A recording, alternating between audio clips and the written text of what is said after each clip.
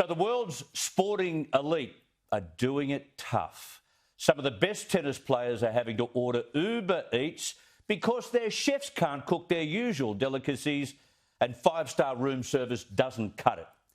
They even have to wash their own plates. Imagine having to wash up. It must be their first attempt at washing dishes. And imagine the dangers they face. Like the water could get too hot. And those forks hiding under the suds can easily stab an amateur washer-upperer. Worse still, as reported by Bernard Tomic's girlfriend, Vanessa, they are having to wash their own hair. We ordered food last night and they didn't tell us that there was no deliveries after 10 o'clock. We ordered like $60 worth of food, got delivered at 11 and they refused to take it. They were like, nope. So we weren't allowed to eat our food. And also when you do order your food, they have to inspect it and I don't know what the hell they do. By the time the food comes to you, it's so cold. You gotta order a hot coffee because by the time it gets to you, it's cold. Oh God, my hair. This is the worst part of quarantine. I don't wash my own hair. I've never washed my own hair. It's just not something that I do. Wow. This is the same Vanessa who adapted face masks and wore them as a bikini. She's a sharer. Hundreds of thousands of Aussies who did quarantine couldn't care less. Neither could millions of Victorians who were locked up at home for 111 days. They win one game at the Open and will earn in excess of $100,000 and they have the hide to complain. These people live in elitist bubbles and most people would see a hotel room as a privilege, not a punishment. And the world's number one, Novak Djokovic, is asking for a long list of concessions, including allowing players to quarantine in Toorak mansions with their own tennis courts. No wonder Australia's Nick Kyrgios, writing on Twitter, has called Djokovic a tool. He also said, I don't mind Bernie, but his missus obviously has no perspective. Ridiculous scenes.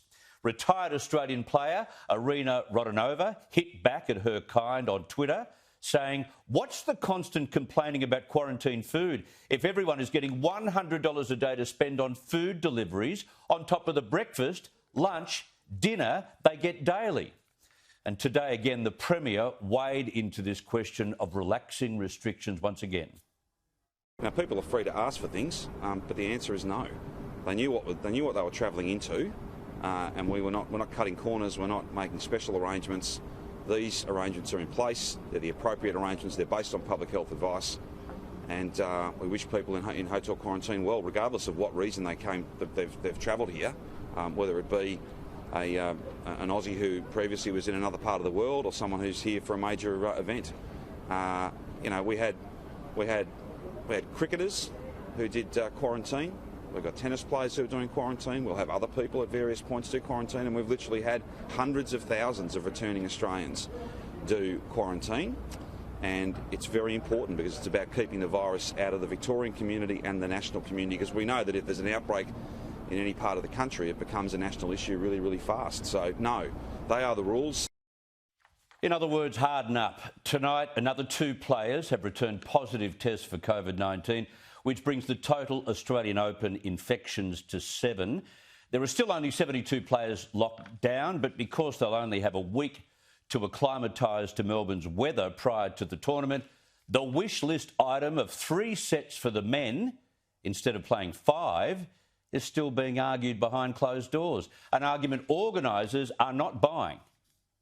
We're a Grand Slam at the end of the day, and right now 3 out of 5 sets for the men and 2 out of 3 sets for the women is the position we plan on sticking to. Every player coming down knew that if they were going to be a close contact or were going to test positive, these were going to be the conditions.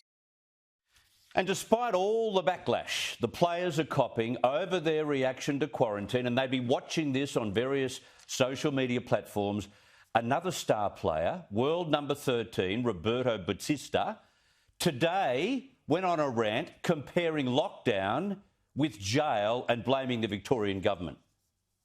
These people has no idea about tennis, about practice courts, has no idea about anything. So it's a completely disaster because of that, because the control of everything is not Tennis Australia, it's the people from the government.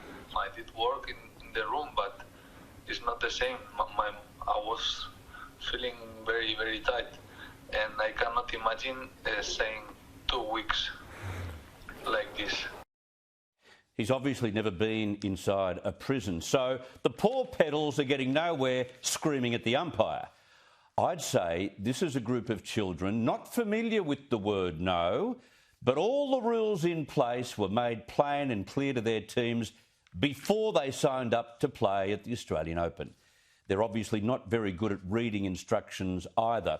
Maybe this excruciating 14 days could teach them a thing or two for a change about how the other half live and about how good they've had it for most of their lives.